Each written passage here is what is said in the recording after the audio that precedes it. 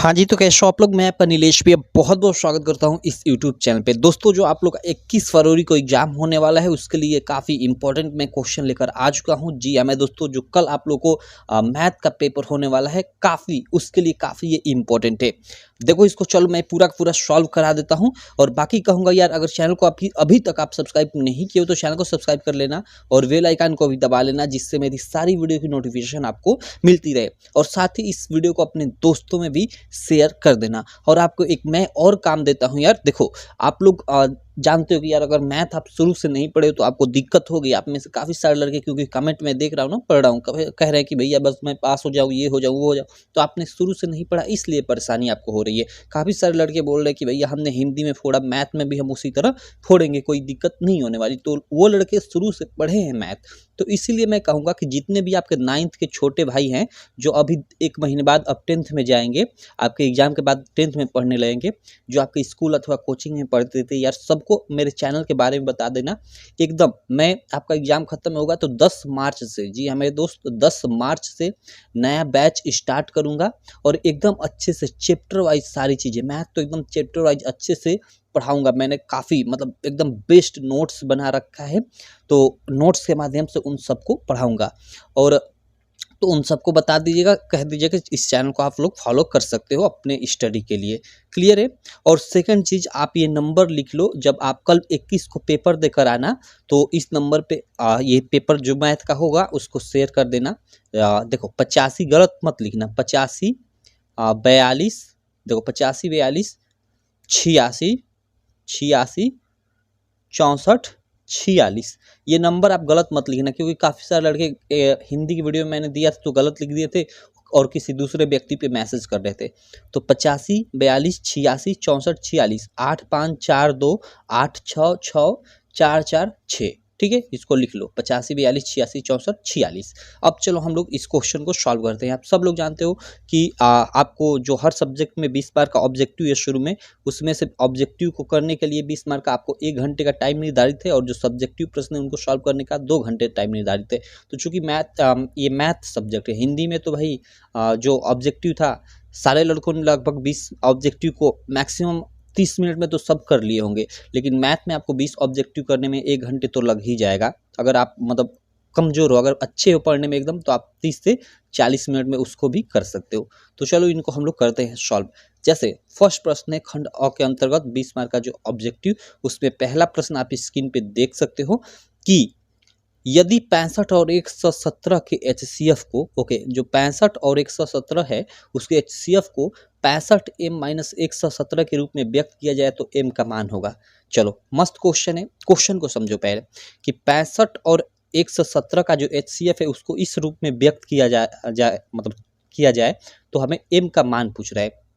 देखो जैसे मैं कहूँ कि 5 और 3 के योग को, 5 और 3 के योग को हम x+2 के मतलब रूप में हम क्या कर दें कि चेंज कर दें तो x का मान होगा। तो सिंपल हम जानते हैं कि 5 3 मिलकर 8 होता है और इसको हमने 5 और 3 के योग को यानी 8 को हमने x+2 के रूप में लिख दिया है, तो x का मान पूछ रहा है तो हम इसमें से 2 को घटाएंगे तो कैसे, मतलब ये x+2 किसके बराबर होगा, इस 8 के बराबर होगा योग के।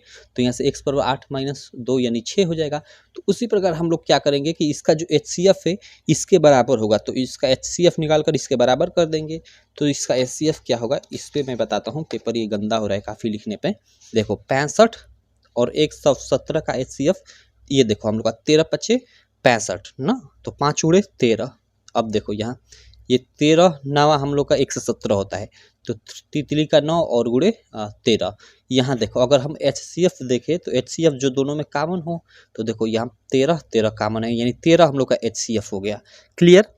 तो जो ये 13 है इसको 65m-117 के रूप में व्यक्त किया गया है, तो हमें m का मान पूछ रहा है ना, तो चलो इसको हम लोग देख लेते हैं। तो देखो यहाँ पे हम ना 13 को इसके बराबर कर देंगे, जो 65m, देखो 65m-117 दिया है, इसके बराबर मान लो हम लोग का 13 है, क्योंकि इसी को इस रूप में लिखा गया है। तो इस m का मान पूछ रहा है तो हम लोग इसको सॉल्व करते हैं और सॉल्व कर कर m का मान ज्ञात कर लेते हैं, सिंपल। तो अब हम लोग क्या करेंगे कि हम लोग का ये 65m है तो 65m बराबर हम लोग का 13 और ये उधर जाएगा तो +117 हो जाएगा। ठीक। अब देखो 65 m बराबर, इसको जोड़ेंगे तो 7 3 10 का 0, 1 1 2, एक हाथ से लगा 3 और एक कई 130 हो गया। तो m बराबर 130/65। देखो आपको ये इतना स्टेप वाइज नहीं करना एग्जाम में, मैं आपको समझा रहा हूँ। आपको जितना जल्द एकदम यहाँ पे आप साफ यहाँ पे देखें कि इधर जाएगा तो इसको जोड़ देंगे तो 130 हो जाएगा, और 65 के जाएगा तो बट्टा हो जाएगा, तो 65 से बस भाग दे दिए, काम खत्म। तो यहाँ से 65 से भाग दोगे तो कितना हो जाएगा, 2 बार जाएगा ना, 6 2 का 12 120, हाँ 2 बार, तो ये कट गया। तो m का मान फाइनली 2 आ गया। आपको इतना ये स्टेप वाइज नहीं करना है, मैं आपको समझा रहा हूँ। आप जितना जल्दी, आप मैक्सिमम 2 मिनट टाइम लेना, 2 मिनट से ज़्यादा टाइम मत लेना, क्लियर, एक क्वेश्चन पे ऑब्जेक्टिव पे।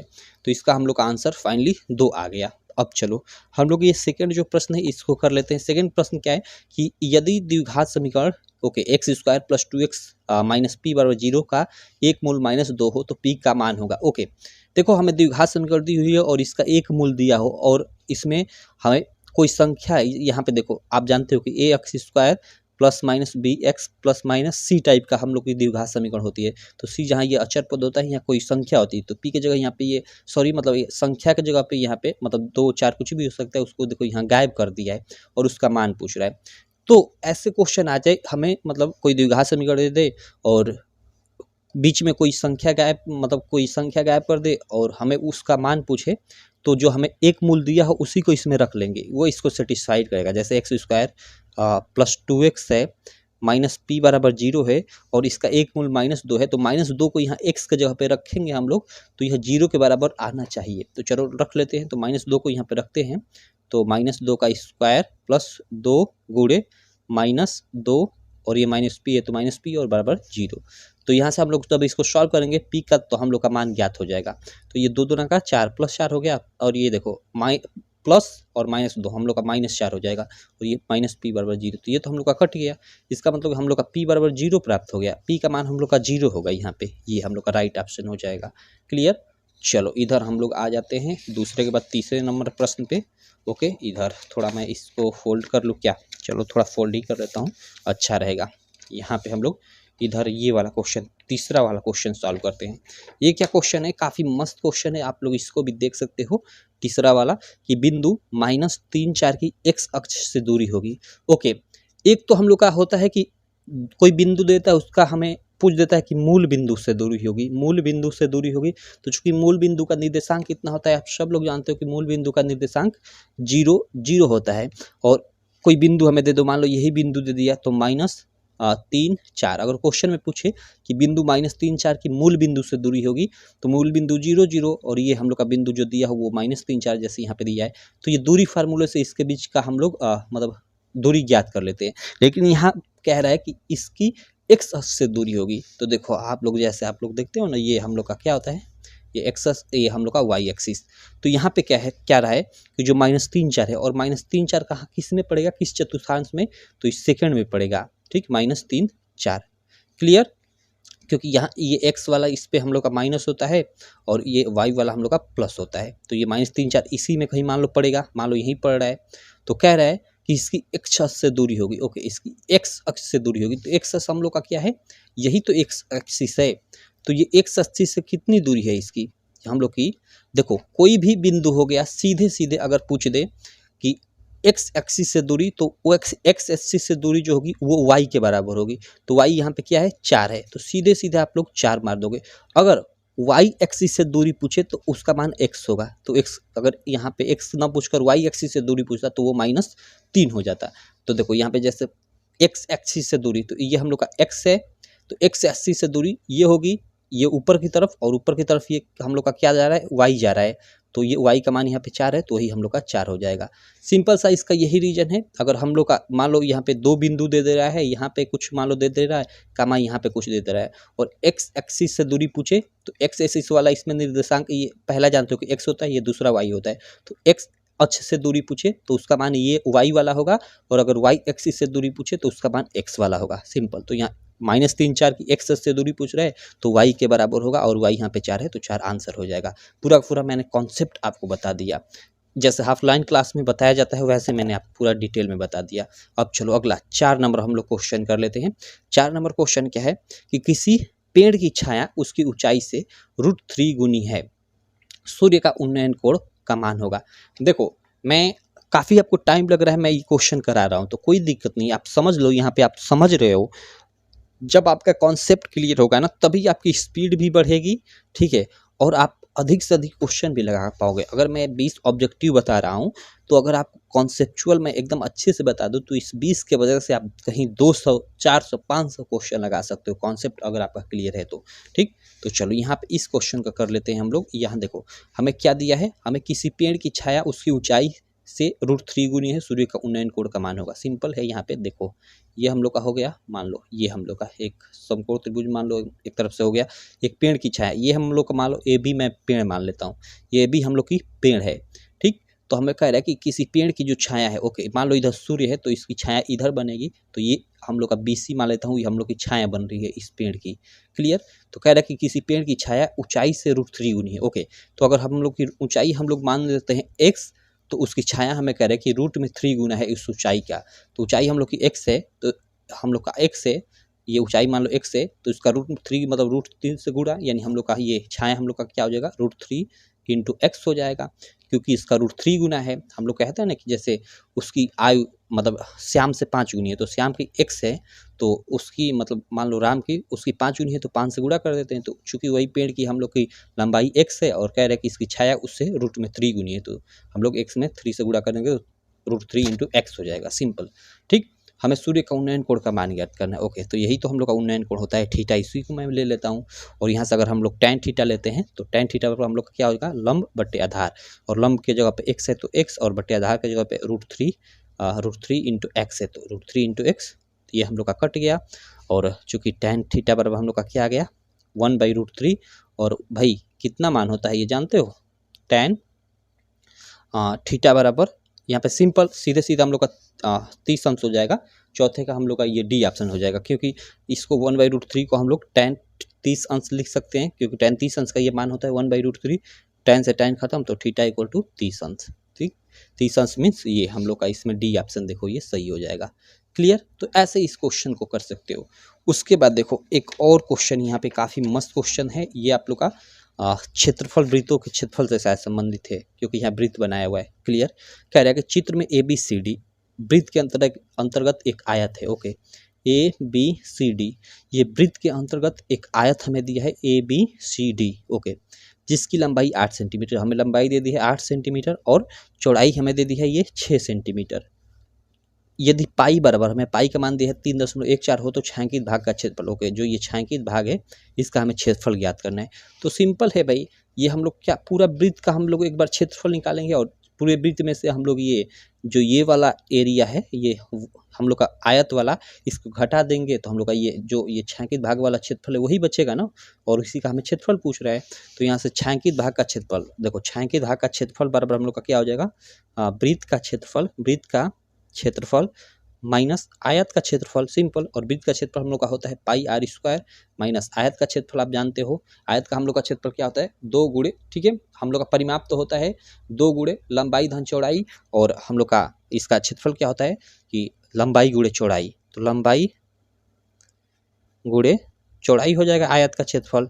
अब देखो πr², तो πr², पाई का मान जो कि हमें यहाँ पे देखो 3.14 बोला है, तो 3.14 रख लेंगे, और गुणे r², r क्या है भाई, वृत्त की हमें त्रिज्या, वृत्त की त्रिज्या हमें ज्ञात करनी है।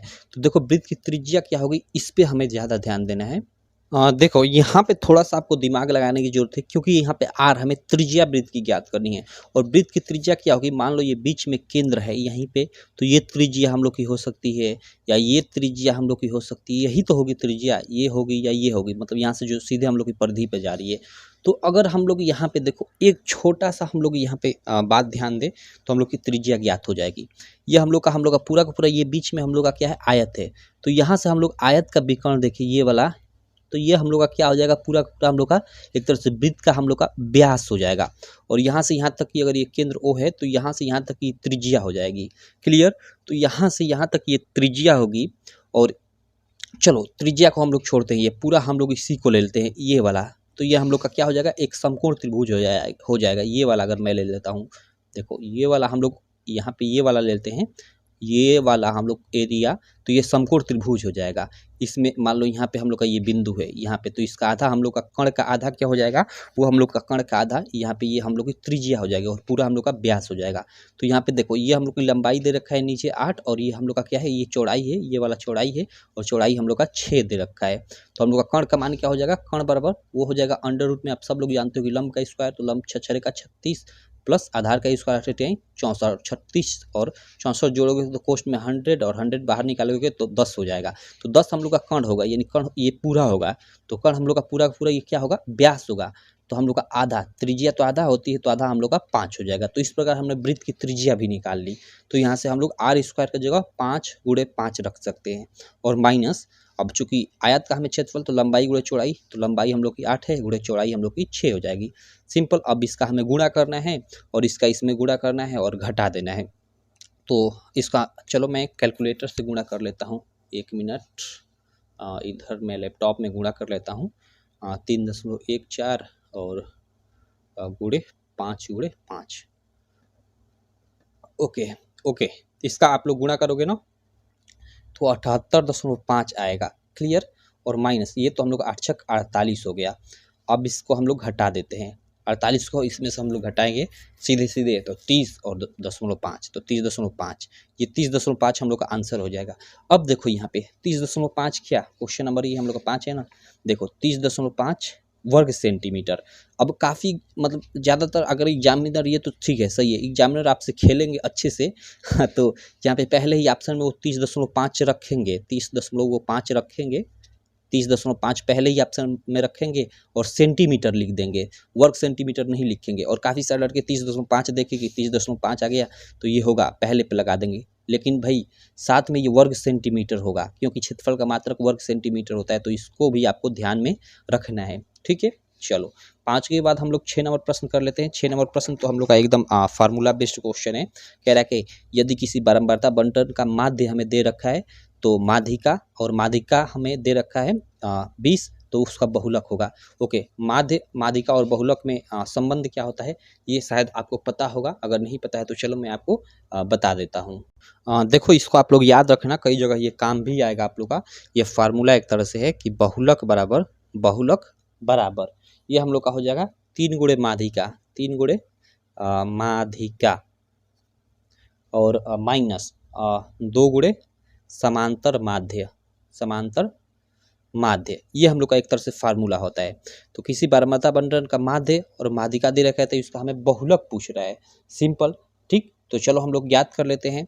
हमें बहुलक हमें पूछ रहा है ना, तो यहाँ पे देखो 3 गुणे माध्यिका का मान 20 दिया है तो 20 और माइनस 2 गुणे समांतर माध्य, और समांतर माध्य का हमें मान कितना दे रखा है, यहाँ पे दे रखा है माध्य का कि 20.5 है, तो 20.5 वही समांतर माध्य या माध्य सिंपल बोल देते हैं। तो ये 20 तिहाई 60 माइनस ये हम लोग का 20 दूना के 40 और यहाँ 0.5 है तो 0.5 मिलकर 41 हो जाएगा। सिंपल। तो यहाँ से ये घटेगा तो क्या बचेगा, सिंपल आपका 19 बचेगा, 19 आंसर हो जाएगा। तो ये हम लोग का ये सी वाला ऑप्शन सही हो जाएगा। चलो 6 के बाद हम लोग 7 नंबर प्रश्न कर लेते हैं। 7 नंबर प्रश्न में क्या है कि हमें 2 समीकरण दी हुई है और इसको हल कर एक्स वाई का मान ज्ञात करना है। अब देखो इसमें सिंपल सा ऐसे भी कर सकते हैं कि x प्लस वाई बराबर हमें 2 रखा है और x माइनस वाई बराबर हमें क्या दे रखा है, ये भी हमें 2 दे रखा है। सिंपल, इसको हम लोग ये कटाएंगे तो x x मिलकर 2x हो जाएगा बराबर ये हम लोग का 4, तो x बराबर हम लोग का 4/2 यानी 2 हो जाएगा। x का मान हम लोग का 2 हो गया और x का मान हम किसी भी समीकरण में इसमें या इसमें रखकर y का मान ज्ञात करेंगे। तो इसमें रखेंगे समीकरण 1 में x की जगह तो 2 प्लस वाई बराबर हम लोग का 2 हो जाएगा, तो y बराबर 2 माइनस 2 यानी ये हम लोग का 0 के बराबर हो जाएगा। यानी 2 और 0, x का मान हम लोग का 0 गलत, x का मान 2 y का मान 0, बी वाला ऑप्शन सही हो जाएगा। यहाँ पे टेस्ट भी कर सकते हो, जैसे x के जगह पे 2 और प्लस y की जगह पे 0 आप जोड़ोगे तो 2 आ जाएगा, सही है हम लोग का। और y की जगह पे हम लोग 0 रखते हैं तो ये 2 और माइनस y की जगह पे 0 तो बराबर ये 2 हुए, तो ये 2 के बराबर 2, तो बिल्कुल हम लोग का ये टेस्ट भी हमने कर लिया। चलो आगे हम लोग देखते हैं अगला हम लोग का क्वेश्चन क्या है। देखो आगे कि 8वां क्वेश्चन, देखो ये काफ़ी कीड़े लग रहे हैं क्योंकि ये लाइट के कारण ये आ रहे हैं, चलो कोई दिक्कत नहीं। चित्र में त्रिभुज AHK, ओके AHK, ओके ये हमें दिया है कि AHK और त्रिभुज ABC और त्रिभुज ABC, समरूप त्रिभुज। ओके, हमें ये दे दिया कि ये दोनों त्रिभुज है, यहाँ पे आपको दो त्रिभुज दिखाई दे रहे होंगे, यहाँ से देखो तो एक ये वाला और एक ये वाला। हमें सीधे सीधे यहाँ लिख दिया कि ये दोनों हाँ हम लोग के क्या है, समरूप त्रिभुज है। और ए के बराबर 10 सेंटीमीटर, ए और के का हमें मान दिया है, क्या है भाई, ये हम लोग का ए बिंदु है, ए और के इसका हमें 10 सेंटीमीटर मान दिया है। बी सी बराबर 3.5, बी सी, बी और सी, ओके ये हम लोग का 3.5 दिया है। एच के बराबर 7, एच और के हम लोग का 7 दिया है। तो AC का मान, ओके तो AC यानी ये वाला हमें क्वेश्चन पूछ रहा है, तो AC का मान क्या होगा। तो देखो समरूप त्रिभुज हमें यहाँ पे सीधे सीधे दे दिया है। एक मिनट, इसमें थोड़ा मैं फोल्ड कर लेता हूँ और आपको समझाता हूँ। देखो हमें दे दी है कि हम लोग के दोनों क्या है, समरूप त्रिभुज है। और समरूप त्रिभुज में आप सब लोग जानते हो भाई कि क्या होता है कि संगत भुजाएं आपस में बराबर होती हैं। संगत भुजाएं, तो जैसे संगत भुजाएं जैसे ये ए और के और सी ए, ये हम लोग की संगत भुजाएं होंगी। इसमें ये यहाँ से यहाँ तक ये और यहाँ से यहाँ तक ये संगत भुजाएं होंगी, ठीक है। तो चलो या ये संगत भुजाएं होंगी, तो कोई भी हम रख कर याद कर लेंगे। चूंकि हम लोग ये रखेंगे, ये हम लोग और ये हम लोग और फिर ये और ये हम लोग रखेंगे, क्योंकि इसका मान ज्ञात करना है और 3 का हमें दिया है, तो जो दिया है उसको रख लेंगे और 1 का हम मान ज्ञात कर लेंगे। तो चलो यहाँ पे हम लोग देखते हैं। सबसे पहले हम लोग ए और के, ए और के बटा इसकी संगत भुजा इस त्रिभुज में ये होगी AC, तो AC रख लेते हैं और बराबर। अब देखो ये हमें ये दिया हुआ है 7, तो इसको हम लोग यूज करते हैं, तो हम लोग का एच के और इसकी संगत भुजा ये हो जाएगी, ठीक है।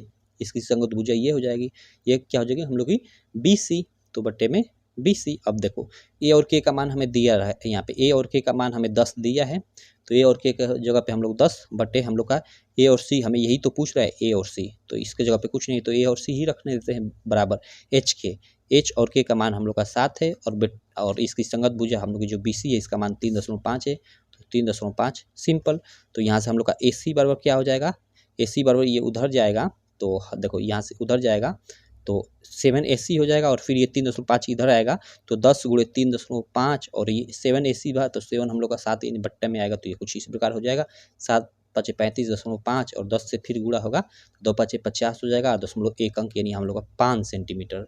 जी हमें दोस्त ये 5 सेंटीमीटर आ जाएगा, तो 5 सेंटीमीटर हम लोग का ये फर्स्ट ऑप्शन सही हो जाएगा 8वें प्रश्न के लिए। चलो आई होप ये भी आपको समझ में आ गया होगा। अब देखो 9 नंबर प्रश्न हम लोग कर लेते हैं। 9 नंबर प्रश्न क्या है कि 2 tan तीसंस बटे में 1 + tan स्क्वायर तीसंस बराबर है। देखो आप इसको कई प्रकार से इस क्वेश्चन को कर सकते हो।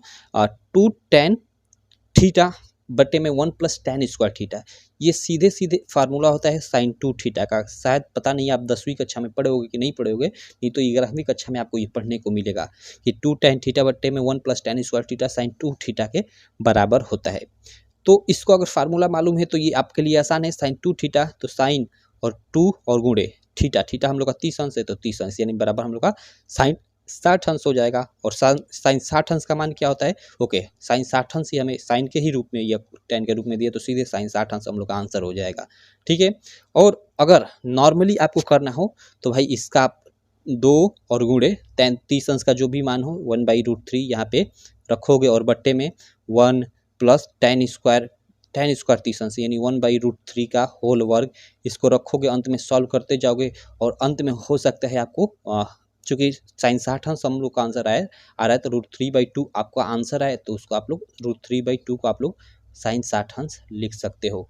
ये अंत में अगर आंसर आए तो इस तरह से आपको करना होगा पूरा पूरा, तो वो थोड़ा लंबा प्रोसेस हो जाएगा, ठीक। तो कई तरीके हैं करने के, त्रिकोणमिति में एक ही सवाल को कई तरीके से किया जाता है। तो चलो ये हम लोग का ये B वाला ऑप्शन सही हो जाएगा, C वाला ऑप्शन सही हो जाएगा, क्लियर।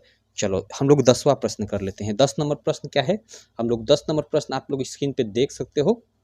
10 नंबर प्रश्न है कि यदि A और B अभाज्य संख्या है, ओके A और B दो संख्या हैं जो अभाज्य हैं, तो A और B का हमें लॉसा यानी LCM बताना है। चलो कोई दिक्कत नहीं, देखो हम लोग A है एक संख्या, एक B है और दोनों अभाज्य संख्याएं हैं। अभाज्य संख्याएं मतलब जैसे हम लोग का 3 हो गया या 5 हो गया।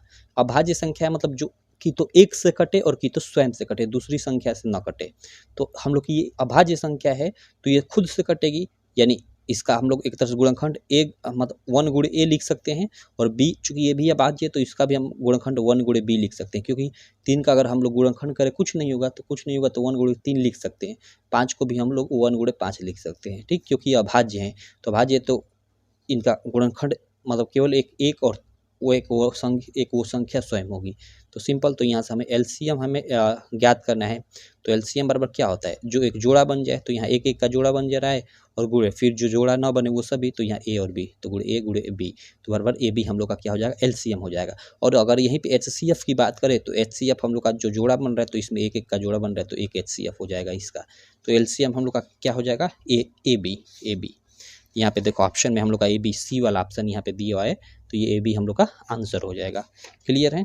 चलो अब हम लोग इधर आ जाते हैं ये नेक्स्ट क्वेश्चन पे, इसको अब साइड में रखता हूँ। 11 नंबर क्वेश्चन पे हम लोग का लगभग आधे घंटे हो गया, 10 क्वेश्चन को लगाने में हम लोगों ने आधे घंटे टाइम वेस्ट कर दिया है, 30 मिनट। कोई दिक्कत नहीं, देखो मैं आपको टाइम इसलिए लग रहा है कि अच्छे से एकदम एक एक क्वेश्चन समझाते चल रहा हूँ। अगर इसी को आप फिर देखना, आप दोबारा करोगे आपको टाइम नहीं लगेगा, एक क्वेश्चन पे मैक्सिमम 1 मिनट लगेगा। मैं आपको लिखते चल रहा हूँ, समझाते चल रहा हूँ एकदम स्टेप वाइज, इसलिए टाइम लग रहा है। ठीक है। चलो 11 नंबर क्वेश्चन क्या है, 11 नंबर क्वेश्चन है कि मॉडल बनाने वाली मिट्टी से ऊंचाई 24 सेंटीमीटर और आधार त्रिज्या 6 सेंटीमीटर वाला एक शंकु बनाया गया है। बच्चे ने इससे गोले के आकार में बदल दिया, गोले की त्रिज्या है। ओके, मतलब मॉडल बनाने वाली, मान लो मिट्टी है, वही समझ जाओ सिंपल, तो उससे मतलब 24 सेंटीमीटर और आधार त्रिज्या 6 सेंटीमीटर वाला एक शंकु बनाया गया है। ओके, मतलब मान लो एक शंकु बनाया गया है, यहाँ पे कह रहा है कि मिट्टी से, मॉडल बनाने वाली मिट्टी से, ठीक है, जिसका हमें बोल रहा है कि जो ऊंचाई है, यानी ये तिर्यक ऊंचाई शंकु में ये हम लोग की 24 सेंटीमीटर है। क्लियर। और आधार त्रिज्या, ये जो आधार की त्रिज्या है ये कितनी है, 6 सेंटीमीटर। ये शंकु इस टाइप के बनाया गया है, किसी बच्चे ने, मिट्टी से ये बनाया गया है, किसी बच्चे ने बोल रहा है कि इसको मतलब मोड़ मार कर उल्टा सीधा कर कर बेलन टाइप में बदल दिया, बेलन टाइप में बदल दिया। और इस बच्चे ने नहीं, गोले में शंकु बनाया, इस बच्चे ने गोले के आकार में बदल दिया। ओके, इसको एक गोले के आकार में बदल दिया, तो उस गोले की हमें त्रिज्या पूछ रहे कि इस गोले की त्रिज्या क्या होगी। तो यहाँ बताओ, कोई दिक्कत नहीं, इसमें जितनी मिट्टी यूज हुई है इस शंकु को बनाने में, उसको हम किसी तरह मतलब उसको तोड़े ममोड़े, अगर हम लोग उसको बेलन के रूप में बदले या फिर गोले के रूप में बदले, किसी भी रूप में बदले, जितना आयतन यहाँ पे था उतना आयतन इधर भी होगा। क्योंकि ये पेन है, देखो ये पेन, अगर पेन को हम लोग तोड़ देते हैं तो भाई जितनी पेन पहले थी उतनी ही तो पेन बाद में ही रहेगी, भले हम लोगों ने तोड़ दिया, मरोड़ दिया, उससे मतलब नहीं है, इसका आयतन तो वही रहेगा। तो यहाँ पे जो शंकु का आयतन होगा, शंकु का आयतन चूंकि क्या होता है 1/3 पाई आर स्क्वायर एच, आपने पढ़ा होगा शंकु का आयतन क्या होता है 1/3। ओके चलो लाइट आ गई, कोई दिक्कत नहीं, हम लोग के देखो क्या होता है 1/3 पाई आर स्क्वायर एच, ये शंकु का हम लोग का आयतन होता है। और इसको तोड़ मरोड़ कर हम लोग का बना दिया गया है, यहाँ पे एक गोला बना दिया गया है। तो जो ये शंकु का आयतन होगा, यदि इसमें जितनी मिट्टी यूज हुई है उतनी ही मिट्टी हम लोग को गोले में भी यूज होगी। तो गोले का हम लोग का क्या होता है आयतन, वो होता है 4/3 पाई आर क्यू, आपने पढ़ा होगा। तो ये हम लोग का यहाँ जितना मिट्टी यूज है उसका आयतन, और इधर मिट्टी जितना मतलब यूज होगी, दोनों बराबर होगी, इसलिए मैंने बराबर कर दिया।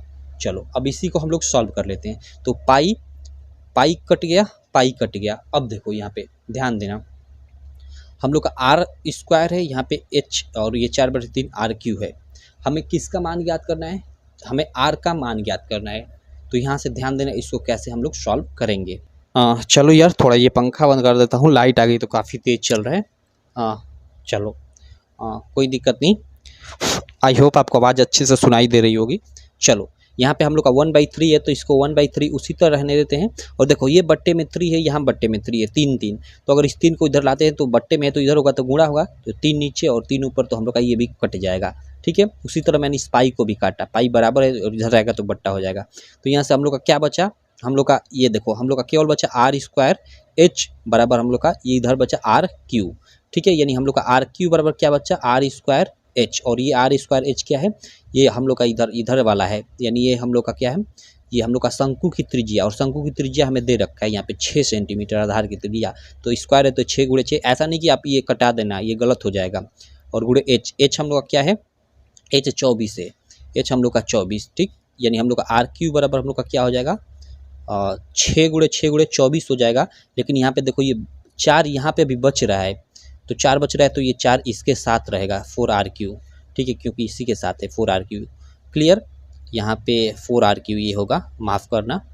चलो क्लियर। तो यहाँ से आर क्यू बराबर ये क्या होगा, 4 उधर जाएगा तो इसको कटाएगा तो 4 छः 24, यानी 6 हो जाएगा 3 बार। ठीक, तो यहाँ से सिंपल 3 बार ये हो गया। तो आर बराबर इसका हम लोग घनमूल निकाल देंगे, इसका घनमूल निकाल देंगे 6 का, तो ये मतलब ट्रिपल जोड़ा बनकर 6 बाहर आ जाएगा, यानी आर का मान हम लोग का 6 हो जाएगा। तो यहाँ से आर का मान हम लोग का 6 हो गया, यहाँ से हम लोग का आर का मान ये डी वाला ऑप्शन हम लोग का सही हो जाएगा। ठीक, देखो यहाँ मैंने इतना काम जब झंझट किया, आपको इतना करने की जरूरत नहीं है। आप सीधे लिखोगे कि 1/3 pi r q pi r square, एक चीज शंकु का आयतन ये बराबर होगा गोले के आयतन के, क्योंकि मिट्टी तो दोनों में वही यूज होगी।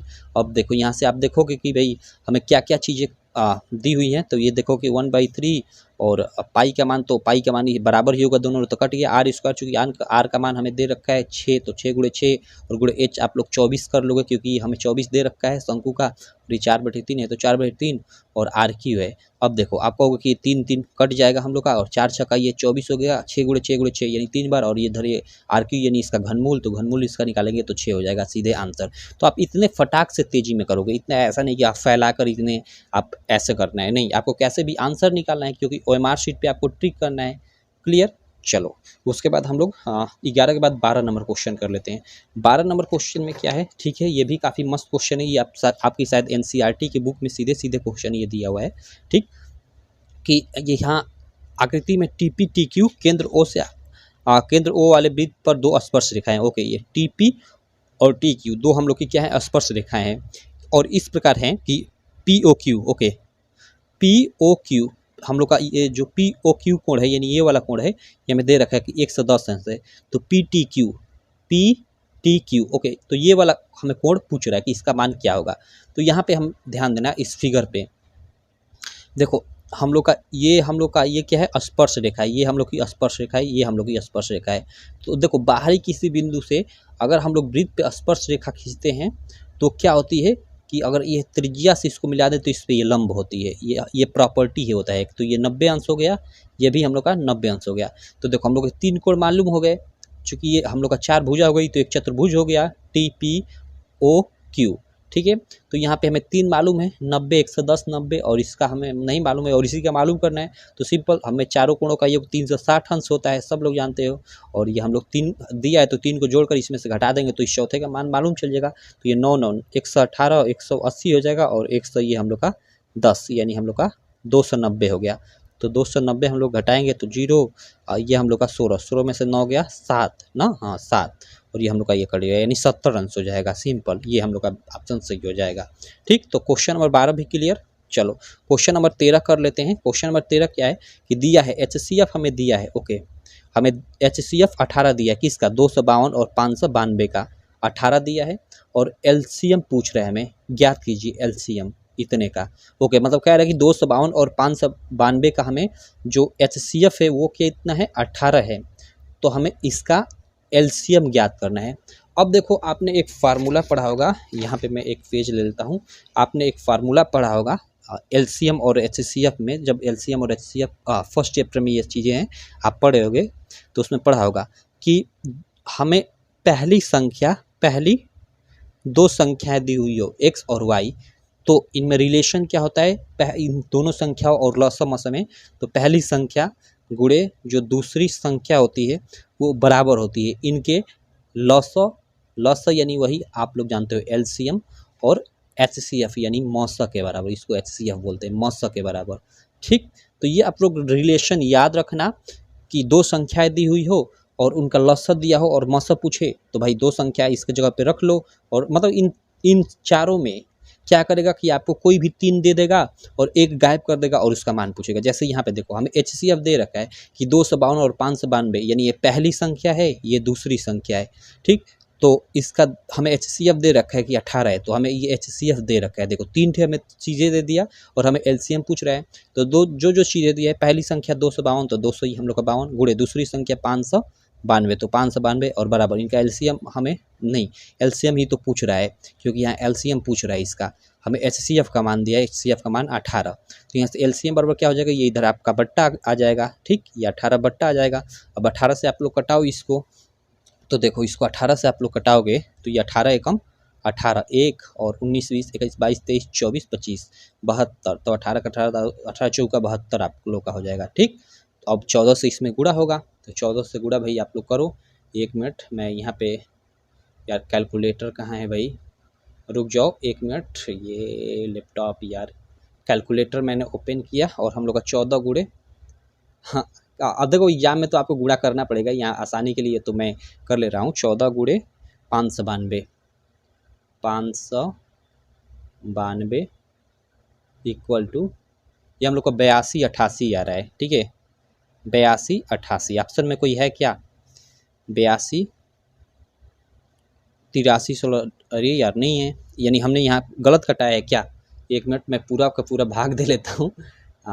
हम लोग का यार मिटना, 1 मिनट यार, ओके देखो यार, यहाँ पे यही थोड़ा होता है, दिमाग अगर आपका डिस्टर्ब हो, अभी लाइट आई ना तो मेरा लाइट पे ध्यान है, क्योंकि अभी थोड़ा ये पंखे के सब चल रहे हैं तो उन पे ही ध्यान चला जा रहा है।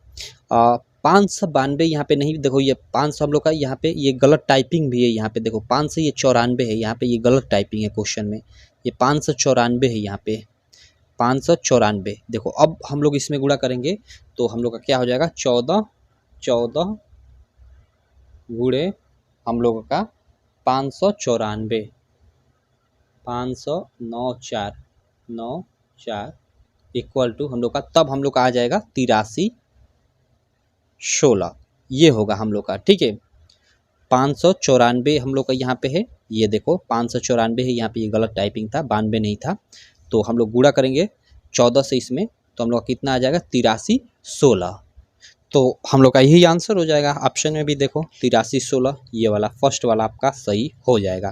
क्लियर, चलो अगला क्वेश्चन है 13 के बाद 14 नंबर, कि वह द्विघात समीकरण ज्ञात कीजिए जिसके मूल 1 और -1/2। काफ़ी मस्त क्वेश्चन।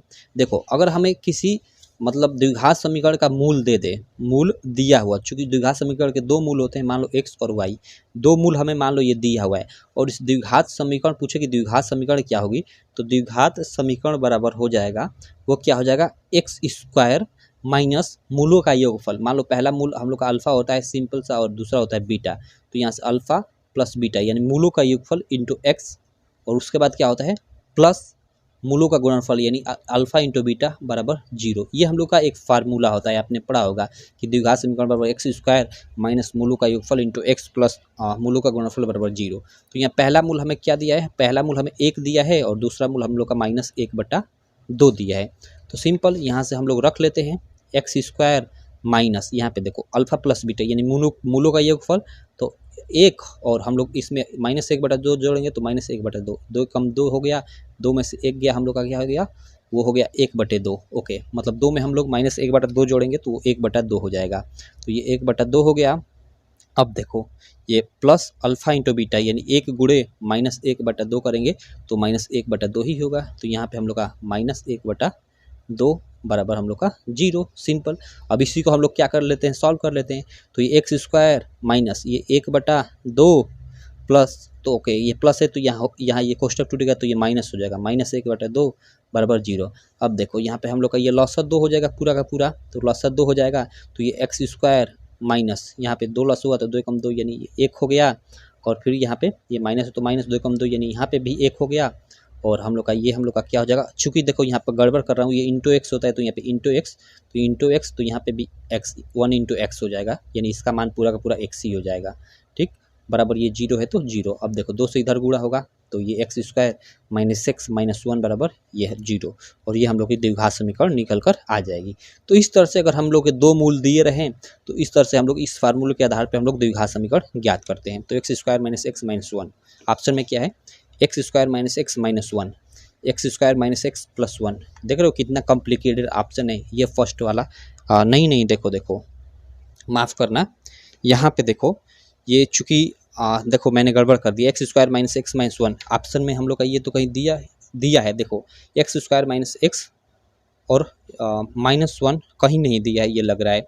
ठीक है, और ये हम लोग का आंसर होगा, क्यों मुझे याद भी है, ये मैंने लगाया था पहले इस क्वेश्चन को। यहाँ पे देखो ये 2 है, यहाँ पे HCF 1 होगा तो 1 2 बार जाएगा और 2 एकम 2, यहाँ पे 2x² होगा ना, तो हम लोग का 2x² - x - 1 हो गया, ये 2 से इधर गुणा हो जाएगा, तो ये हम लोग का होगा, ठीक है, 2x² - x - 1।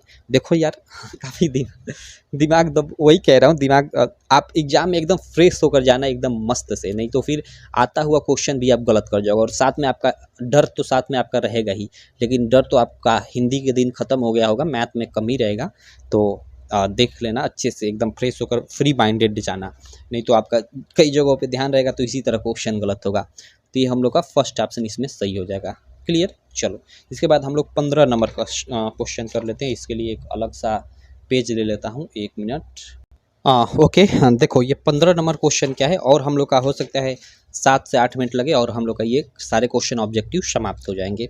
देखो यहाँ पे 15 नंबर क्वेश्चन है कि वाई अक्ष पर एक बिंदु जो ओके ए यानी जिसके निर्देशांक 6 5 दिया है तथा बी -4 3 से समदूरस्थ है का निर्देशांक होगा।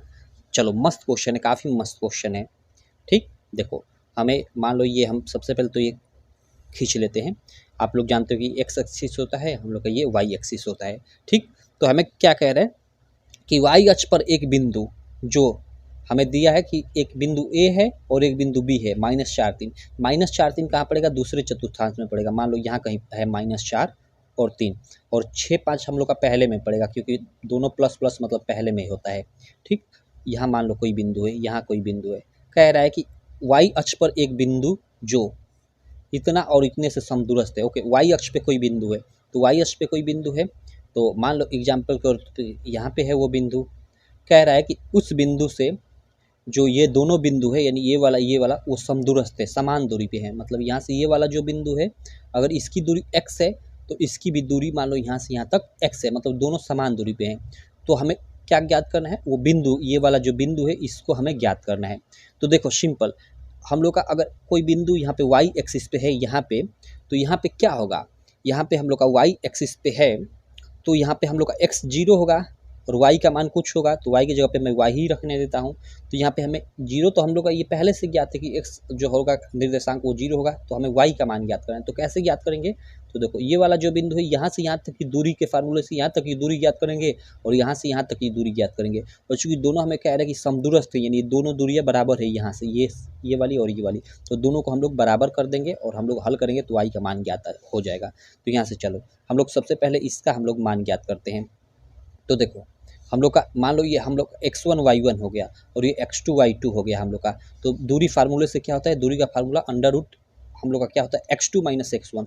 तो x2 6 -x1 की जगह पे 0, तो 0 होल का स्क्वायर, और प्लस हम लोग का क्या होता है? y2 - y1। तो y2 हम लोग का मान लो 5 और -y1 की जगह पे हम लोग का y है, तो y इसका होल का स्क्वायर। ओके, यहाँ से यहाँ तक की दूरी ये हो गई, और फिर यहाँ से यहाँ तक की दूरी क्या होगी? तो यहाँ से यहाँ तक की दूरी मान लो ये x1 y1 है और फिर ये x2 y2 है, तो यहाँ से यहाँ तक की दूरी वही अंडर रूट में क्या हो जाएगी? हम लोग का y2 - y1। तो y2 हम लोग का -4 है, y2 - y1 की जगह पे 0, ठीक, और होल का स्क्वायर होता है फार्मूले में, प्लस सॉरी ये x2 - x1, मैंने y1 बोल दिया क्या? हम लोग का पहले तो यही ना दूरी फार्मूला है, तो यही होता है ना कि x2 - x1 होल का square plus y2 - y1 whole का स्क्वायर। ठीक, तो यहाँ कुछ ये इस प्रकार हो जाएगा अगर ये x1 y1 हो और ये x2 y2 हो तो। ठीक, और फिर यहाँ पे ये क्या होगा? Plus y2। तो y2 हम लोग का क्या है? हम लोग का y2 3 है, माइनस y1 हम लोग का यहाँ पे y है, तो y होल का स्क्वायर। और ये दोनों चूंकि समदूरस्थ है, मतलब इस बिंदु से ये वाला दूरी और ये वाला दूरी दोनों बराबर है, तो ये हम लोग का ये वाला फार्मूला किस मतलब यहाँ से यहाँ तक की दूरी को प्रदर्शित कर रहा है, और ये वाला हम लोग का यहाँ से यहाँ तक की दूरी को प्रदर्शित कर रहा है, और दोनों समदूरस्थ है यानी बराबर है दूरी में, तो बराबर हो जाएंगे। अब इसको हम लोग हल करेंगे और हल करके अंत में y का मान ज्ञात कर लेंगे। तो चलो इसको हम लोग हल करते हैं। यहाँ हल करने के लिए, रूट हटाने के लिए दोनों तरफ का हम लोग वर्क कर देंगे, इधर का भी वर्क कर देंगे और इधर का भी वर्क कर देंगे, तो कोई फर्क नहीं पड़ेगा समीकरण पे। तो ये हम लोग का 6 - 0 ये स्क्वायर है तो स्क्वायर, प्लस ये 5 - y है तो y का यहाँ पे ये स्क्वायर है तो स्क्वायर बराबर, ये देखो -4 - 0 होल का स्क्वायर प्लस 3 - y होल का स्क्वायर। ये हम लोग का रूट हट गया।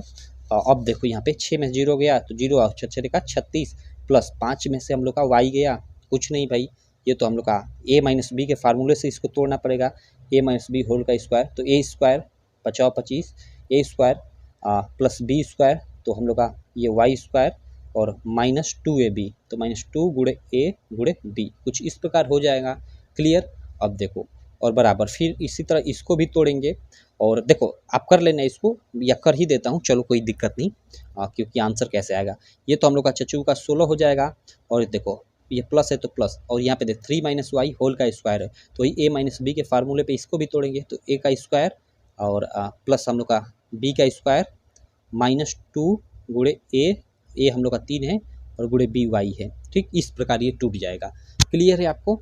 अब चलो यहाँ पे ध्यान दो, इसको हम लोग सबको अब सॉल्व करते हैं। देखो ये 36 है, ये 25 है, हम लोग का जुड़कर कितना हो जाएगा 36 और 25 हम लोग का जुड़ेगा तो 6 5 11 का 1 और 3 2 5 1 6 61 हो जाएगा और प्लस ये वाई स्क्वायर तो वाई स्क्वायर और माइनस 5 दूना का 10 वाई, ये 10 वाई हो जाएगा। क्लियर है, कोई दिक्कत नहीं। अब चलो बराबर ये हम लोग का आगे इधर आते हैं, इधर हम लोग का ये क्या हो जाएगा, इधर ध्यान देना। देखो यहाँ पे हमने गड़बड़ किया है, वही मैं कह रहा हूँ कि ये वाई स्क्वायर आ रहा है तो इसको कटना चाहिए, तो यहाँ पे भी वाई स्क्वायर होना चाहिए और बिल्कुल देखो ए स्क्वायर यानी तितली का 9 और प्लस बी स्क्वायर, तो बी स्क्वायर यानी वाई है तो वाई का यहाँ पे स्क्वायर होगा। यही होता है चीज़ें, देखो छोटी छोटी मिस्टेक इसी को मैथ में ध्यान रखना होता है, मैथ में ज़्यादा यही तो कैलकुलेशन में ही मिस्टेक होता है। अब यहाँ पे हम लोग ऑफलाइन क्लास में पढ़ाते हैं तो लड़के बोल देते हैं कि भैया मतलब भैया या सर जी यहाँ पे वाई स्क्वायर होगा, तो ये गलती तो होती है भाई, चलो कोई दिक्कत नहीं। तो देखो इधर वाई स्क्वायर इधर वाई स्क्वायर, तो इसको इधर लाएंगे या उसको उधर लाएंगे तो एक प्लस है दोनों तरफ, तो एक तरफ आएगा तो माइनस, तो कट जाएगा ये दोनों। ठीक, अब देखो इधर हम लोग का क्या हो जाएगा 16 और 9, 16 9 हम लोग का जुड़ कर कितना हो जाएगा भाई 16 9 25 हो जाएगा, 25 और ये 2 गुणे 3 गुणे वाई है तो माइनस ये 2 3 6 यानी 6 वाई हो जाएगा हम लोग का, सिंपल। अब देखो हम लोग का क्या होगा, हम लोग का ये 61 यहाँ इस ये तो हम लोग का यहाँ पे कटा दिए हैं, तो हम लोग का 61 माइनस 10 वाई बराबर 25 माइनस 6 वाई है, तो 61 माइनस 25 बराबर माइनस 6 वाई और इधर ये जाएगा तो प्लस 10 वाई हो जाएगा, यानी हम लोग का ये कितना बचेगा 4 वाई और 4 वाई बराबर ये हम लोग का 61 में से हम लोग का 25 जाएगा तो कितना बचेगा भाई 61 में से हम लोग का 25 जाएगा तो घटा लो 11 6 5 11 6 हो जाएगा और ये हम लोग का 5 में से 2 जाएगा तो 3 36 होगा ना, वाई बराबर हम लोग का 36 हो जाएगा। तो या वाई बराबर हम लोग का यहाँ से 4 वाई बराबर 36, तो वाई बराबर 36/4 यानी 4 9 36 यानी 9 हम लोग का आंसर आ जाएगा।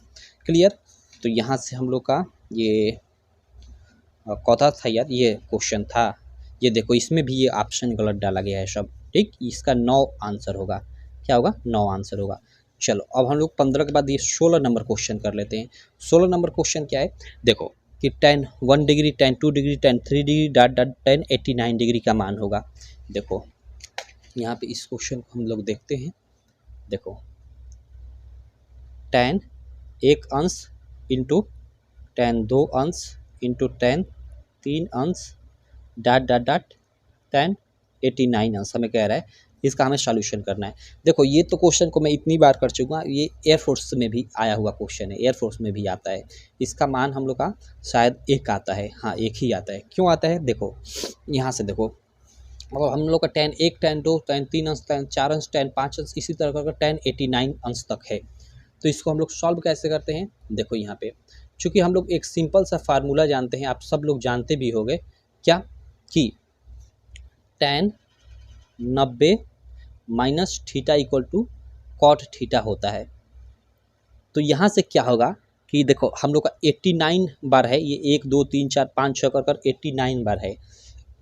तो हम लोग क्या करेंगे कि जब 1 से और tan 1 अंश tan 2 अंश इसी तरह कर हम लोग 44 तक जाएंगे और फिर 45 छोड़कर हम लोग उधर 46 47 इधर मतलब 44 संख्याएँ होंगी और इधर 44 होंगी, तो हम लोग का 44 दोनों का 88 और बीच में 45 हम लोग का बच जाएगा, यानी ये हम लोग का क्या हो जाएगा, ये हम लोग का ये 89 सॉरी, तो मतलब 44 ये सब मिलकर 89 हो जाएंगे हम लोग के।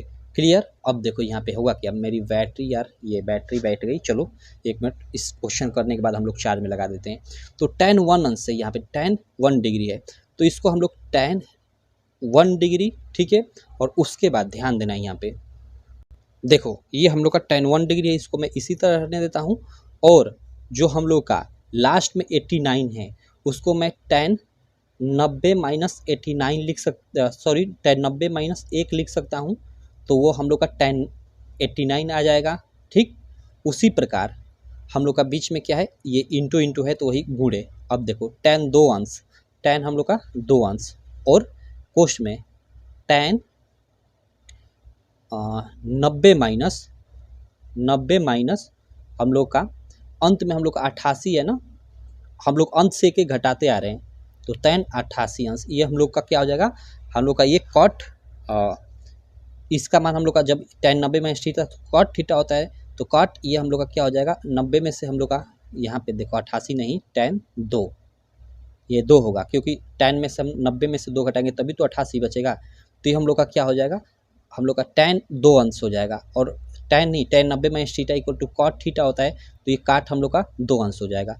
तो इसी तरह हम लोग करते जाएंगे, मतलब वही मैं कह रहा हूँ कि अंत से हम लोग घटाते आएंगे इस तरह, और शुरू से ये वाला हम लोग लेते जाएंगे, तो शुरू में ये वाला ये 44 तक जाएगा, और ऐसा ही ये कुछ कर कर मतलब एक बार 1 घट गया, एक बार फिर यहाँ पे मतलब तो 89 बचा, एक बार 2 घट गया तो 88 बच गया, एक बार 3 घट गया, इसी तरह घटते घटते अंत में क्या होगा कि बीच में 45 बच जाएगा। इधर से हम लोग tan 1 अंश 2 अंश 44 तक जाएगा, और उधर से हम लोगों ने मतलब पहले 89 घटाया फिर 88 घटाया तो वो 44 तक यहाँ आएगा। क्लियर? तो ये जो tan 90 माइनस 1 हम लोग का क्या हो जाएगा, यानी tan 90 minus theta equal to cot theta होता है, तो काट 1 अंश हो जाएगा, और काट 1 अंश को हम लोग क्या लिख सकते हैं 1/tan 1 अंश लिख सकते हैं।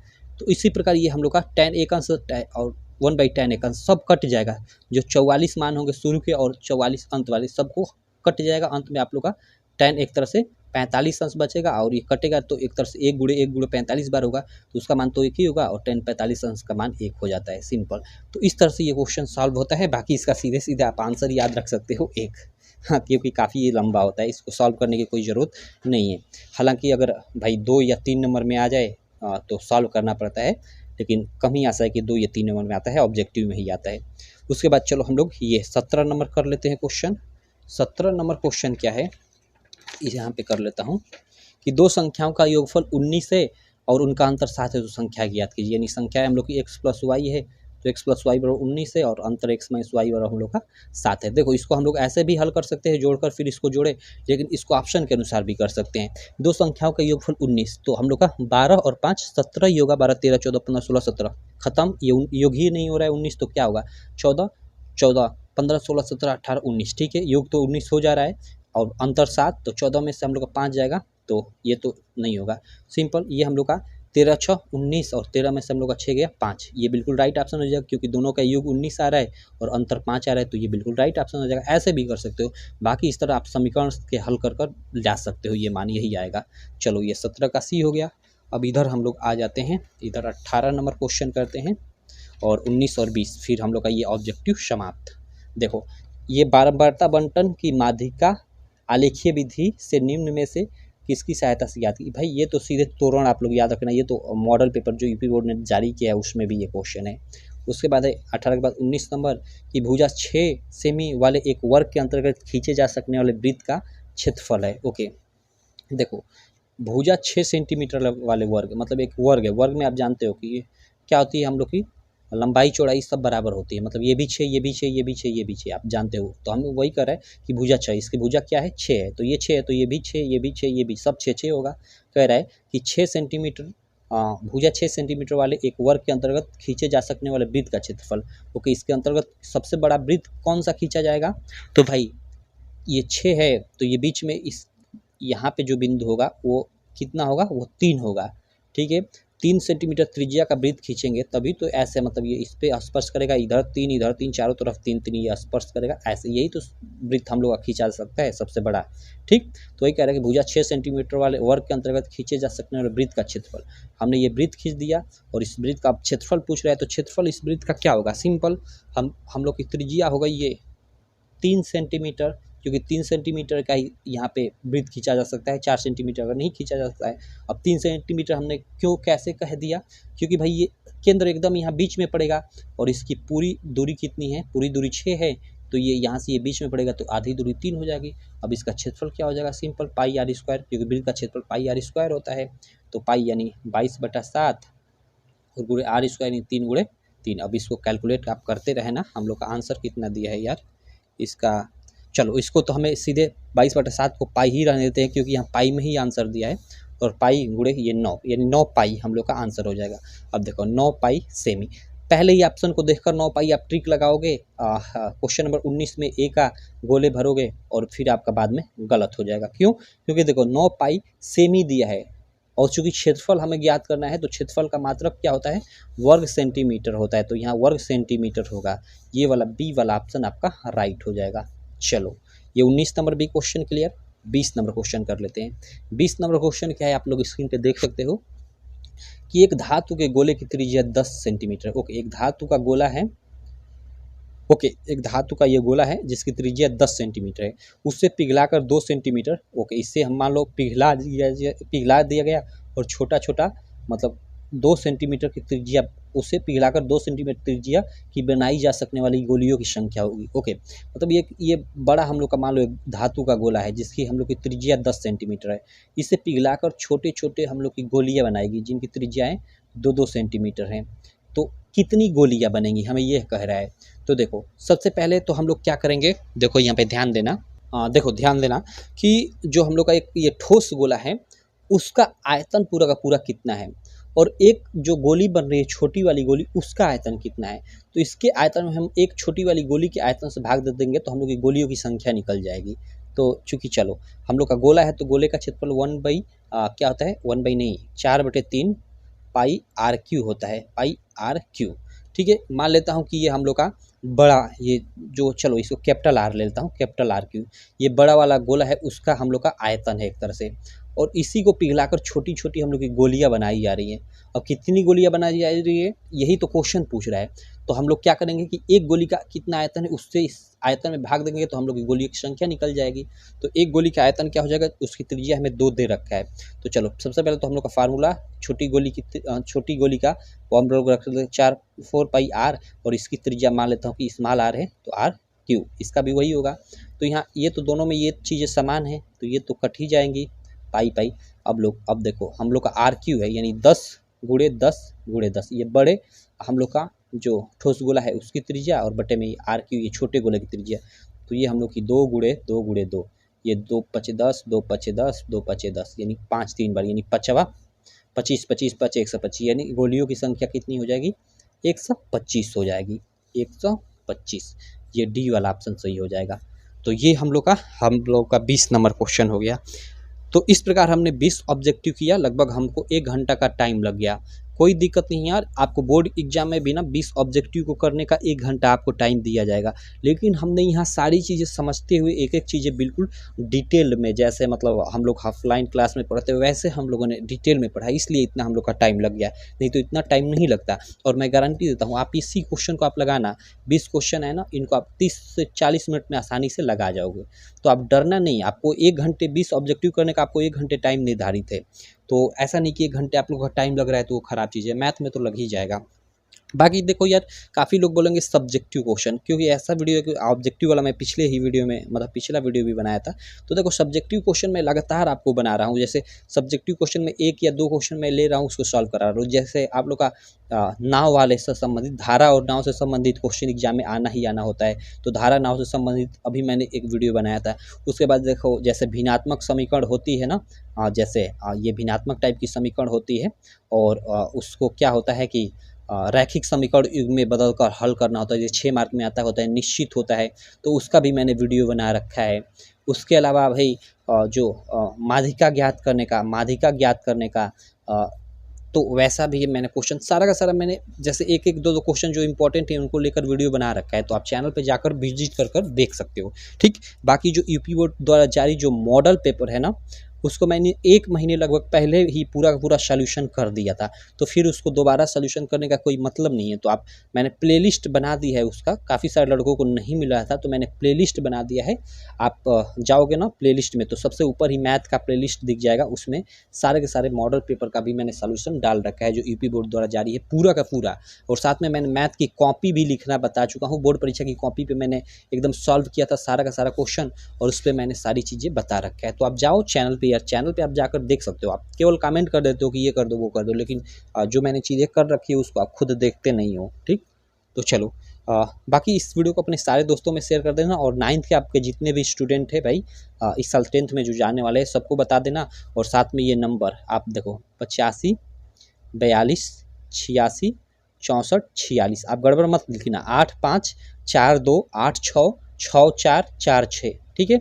ये नंबर है, इस पर आप लोग कल जो आप लोग का पेपर होगा ना उसका PDF बनाकर अच्छे से भेज देना, या फोटो भी भेज रहे हो तो फोटो भी एकदम अच्छे से ऐसे खींचना कि ये मतलब पूरा पेपर आए, ऐसे मतलब ऐसा नहीं कि आधा कट मट जाए। क्लियर? तो चलो, आशा करता हूँ ये मेरी वीडियो काफ़ी आपको अच्छी लगी होगी। वीडियो अच्छी लगी तो यार चैनल को सब्सक्राइब कर देना, वीडियो को लाइक कर देना और अपने सारे दोस्तों में इस वीडियो को शेयर भी कर देना। मैं मिलता हूँ आपसे नेक्स्ट वीडियो में, तब तक के लिए थैंक यू।